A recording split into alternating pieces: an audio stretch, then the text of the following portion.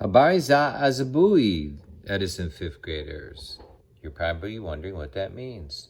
It means good morning in Swahili. Your response should be asante sana. That means thank you very much. So, habari za asubuhi. I hope your morning is off to a great start. And we have a mystery in our hands here. And it has to do with the country of Kenya. And the question is, the mystery is, who is Ole Kimongo? Well, we'll get to that in a moment. First, I'm going to teach you a little bit about Kenya. Kenya is located on the African continent, and you see Kenya outlined there in red, and it's right just south of the equator, so it's warm and sunny there. There's the flag from Kenya, a lot of symbolism in there. That's a shield and spears, and they represent different things that are important to the Kenyan people. So I should say I've been there, and so you probably maybe have figured that out, and it has special meaning to me. I've been there 3 times, and just a beautiful country, beautiful people, and of those beautiful people, I found out about someone who is absolutely extraordinary, and her name is Wangari Maathai, and I mentioned her in the first video.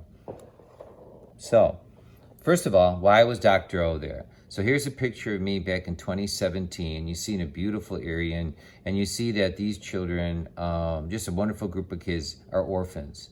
And so if you don't know, orphan is a child that just doesn't have a family to take care of them. So the organization I volunteer for helps these orphans. I've gone over there 3 times with groups of teachers to teach children in the schools.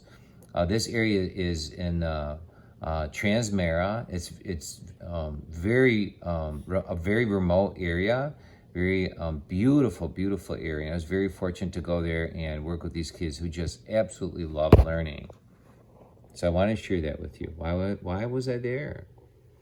Here's a Maasai blanket. I actually have several of these, and this is Samuel. He's an elder, and Samuel was the elders are very important in Kenya.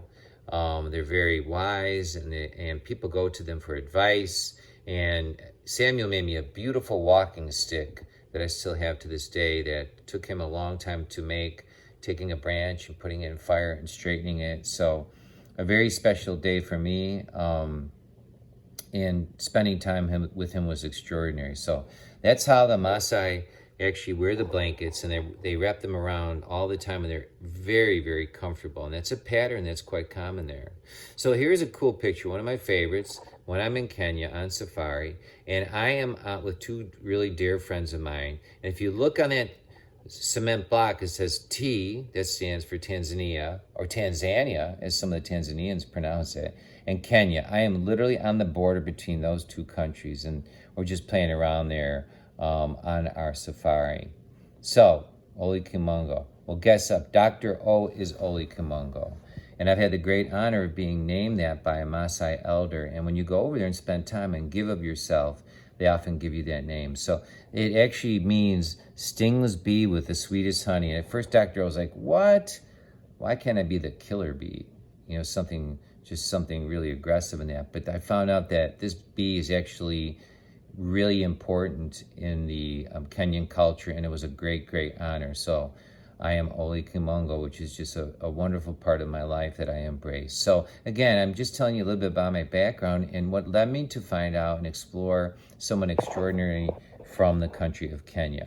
Her name is Wangari Maathai. So when I was going there and going to teach, I wanted to find out a powerful Kenyan woman who had done extraordinary things for the Kenyan people and was just a great role model for the young lady, the young women orphans that we had in our home. And so I read up on Wangari Maathai, read her biography and about her life, and just an extraordinary leader. And there she is right there. And I'm going to tell you a little bit about her. Now, if you remember for your essay, this is important because after this, you're going to be expected, your assignment is to write a few facts about Wangari Maathai. So this is the second person we're learning about, Jane Goodall, Wangari Maathai. So our essays are based on facts, on factual information. So let's pay really close attention. Here we go.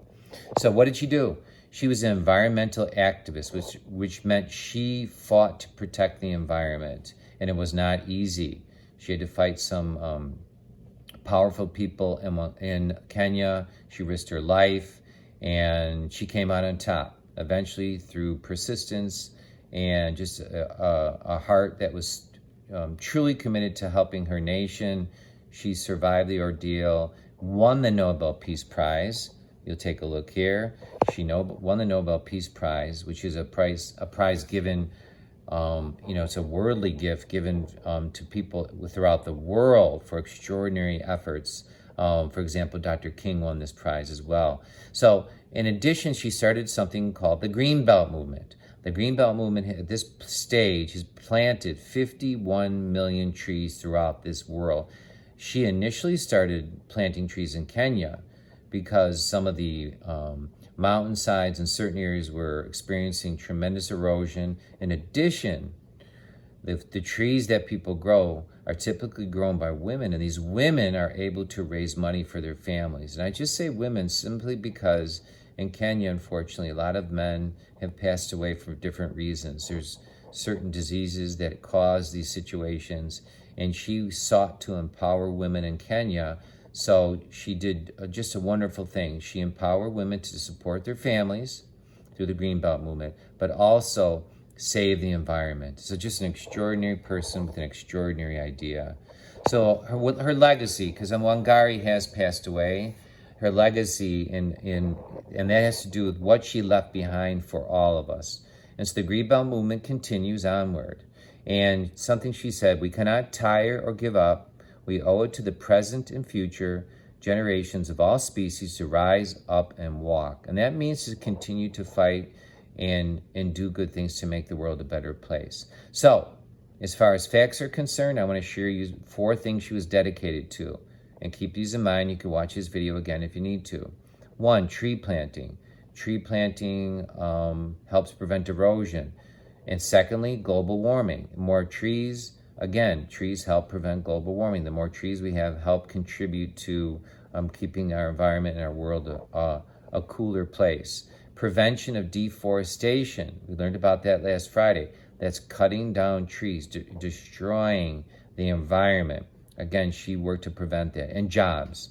Jobs for people within a given community so that they can better their lives. So just an extraordinary person. You can feel free to watch this movie again.